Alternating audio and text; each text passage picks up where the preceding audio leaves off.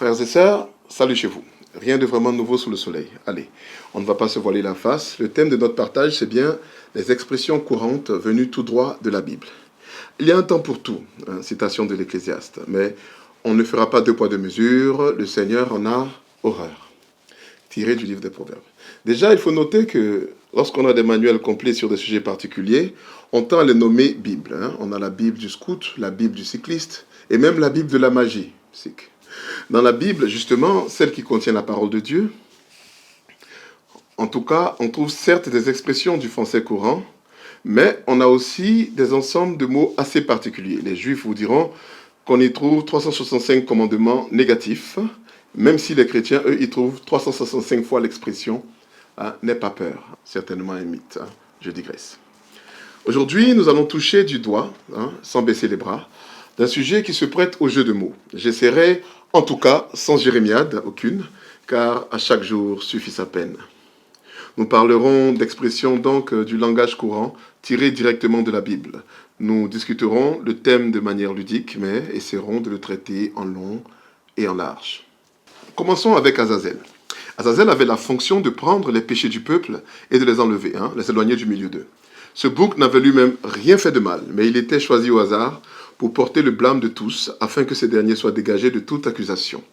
En tout cas, il est clair que ceux que l'on sacrifie pour nos propres avancées sont généralement des boucs émissaires, qui payent le prix pour maintenir le statu quo. Le terme est bel et bien biblique et était appliqué à un bouc, d'accord, dénommé déjà Azazel. Ce bouc n'est donc jamais reconnu par ses fruits. Cette expression qu'on reconnaît déjà vis-à-vis des arbres. On reconnaît un bon arbre à ses bons fruits. Et issu du livre de Ben Sira, le sage, le fruit de l'arbre révèle donc comment on l'a cultivé. De même, la discussion révèle les pensées du cœur de l'homme, Siracide, Ben Sirac, chapitre 27, verset 6. Cette expression est reprise par Jésus avec un twist particulier. Lui qui connaît bien les pensées des hommes, sait que l'homme ne regarde pas vraiment les arbres, mais il s'en préoccupe seulement lorsque le dit arbre a des fruits. Alors, on y prête attention et on le distingue vraiment des autres, mais seulement à cause de ses fruits. Sacré Jésus. Plus sage encore que Salomon. D'ailleurs, ce Jésus, il a été porté au pinacle, tiré de l'évangile selon saint Matthieu au chapitre 4. Plus précisément, sa version latine qui dit « statuere super pinaculum », soit. Le Jésus placé au sommet. Après avoir vécu le calvaire au milieu des saints, car celui qui venait d'en haut a été rejeté par les siens, car bien sûr, nul n'est prophète en son pays, bien longtemps avant sa présence sur terre, l'esprit qui habitait Jésus pleinement, donc, inspirait déjà des prophètes et par un ensemble d'anecdotes qui, à travers le voile du temps, nous ont été transmis de l'hébreu au grec, passant parfois par le filtre du latin. Je vous donnerai un exemple très coquin. En prenant la place d'une personne absente, on tend à dire qui va à la chasse perd sa place. Elle n'est pas reprise telle qu'elle dans la Bible, cette expression, mais se réfère au verset 1 à 40 du chapitre 27 du livre de la Genèse, qui met en scène la trahison de Jacob envers son frère Ésaü. Ce dernier accepte de rétrocéder, donc de céder son droit d'aînesse à son frère. Il abandonne ce faisant l'héritage des biens de sa famille contre du pain et du potage de lentilles, puisqu'il était allé à la chasse. Genèse 25, 34. Une autre histoire, worth mentioning, qui vaut la peine d'être mentionnée, est celle du Benjamin. Une histoire tragique d'un fils dont la mère mourante à la naissance prénomme Ben-Oni, prénomme son fils Ben-Oni, fils de la malédiction donc. Le père ayant perdu son épouse préférée, choisit de faire de son dernier enfant sa main droite. D'accord? Il change le nom donné par la mère, Ben-Oni, en Ben-Yamin, Benjamin, fils de la main droite. Une autre expression, c'est baisser les bras. En tout cas, ou ne pas baisser les bras, ou renoncer, qui fait allusion donc à l'épisode d'Exode, chapitre 17, de l'attaque des enfants d'Israël par Amalek. Et je lis. Alors Moïse dit à Josué, choisis-nous des hommes, sors et combat Amalek. Demain, je me tiendrai sur le sommet de la colline, la verge de Dieu dans ma main. Verset 10. Josué fit ce que lui avait dit Moïse pour combattre Amalek. Et Moïse, Aaron et Hur montèrent au sommet de la colline. Verset 11. Lorsque Moïse levait sa main, Israël était le plus fort. Et lorsqu'il baissait sa main, Amalek était le plus fort. Les mains de Moïse étant fatiguées, ils prirent une pierre qu'ils placèrent sous lui et il s'assit dessus. Aaron et Hur soutenaient ses mains, l'un d'un côté, l'autre de l'autre, et ses mains restèrent fermes jusqu'au coucher du soleil. Ainsi donc, verset 13, Josué vainquit Amalek et son peuple au tranchant de l'épée.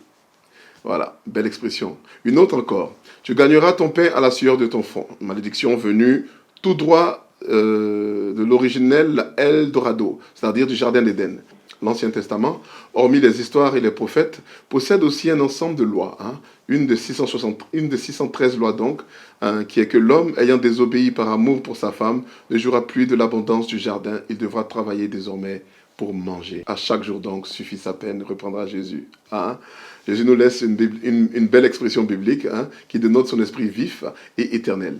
Des anecdotes et paraboles qui nous donnent des expressions telles que femme adultère, à qui d'ailleurs on n'a jamais lancé la première pierre, bon samaritain qui aide son voisin et prend même un crédit bancaire pour lui, loup dans la bergerie qui bien sûr porte la peau d'agneau mais qui se reconnaît tout de suite à l'odeur du sang, ou encore le bon grain et l'ivraie, ou encore l'ennemi qui vient semer la zizanie dans le champ de blé. Voilà. À la suite de Jésus, Saint Paul vit une conversion sur son chemin de Damas, etc., etc., etc. Les autres langues aussi, en tout cas d'Europe et d'héritage chrétien, ont leurs propres expressions, comme par exemple avec Shakespeare en Angleterre, qui a donné donc ainsi à la langue anglaise pas mal d'expressions courantes, telles The blind leading the blind, c'est-à-dire, on le trouve en Matthieu 15, 14, aveugle qui dirige un autre aveugle, qui est une expression très courante en Angleterre.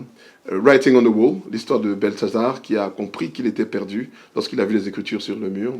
A leopard cannot change its spots. Le léopard ne peut pas changer ses taches. Jérémie 13, où Dieu explique que certaines personnes ne peuvent pas changer leur manière. C'est comme ça. Dieu lui-même le dit. Alors, cast pearls before swine, jeter des perles au pourceau, Matthieu 7, verset 6.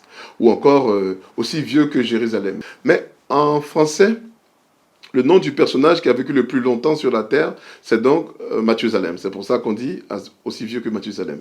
Donc, une autre expression, as you sow, so shall you reap. On récolte ce qu'on a semé. Ou encore, qui sème le vent récolte la tempête. C'est selon. Galates 6, 7 le dit comme ça. To be at its wit's hands, c'est être dans l'embrouillamini. Psaume 107, verset 27. Épargne l'enfant de la chicotte et pourris-le. Bon, je crois que vous en avez assez. Vous en avez bien d'autres que vous pouvez vous aussi laisser en commentaire. Allez, prenez un petit temps de prière en esprit et surtout, n'hésitez pas à soutenir notre labeur avec un petit commentaire, des likes, un partage ou même en vous abonnant, pourquoi pas. Je vous donne donc rendez-vous ici sur notre chaîne Kodaki pour un nouvel épisode et à bon entendeur. Salut.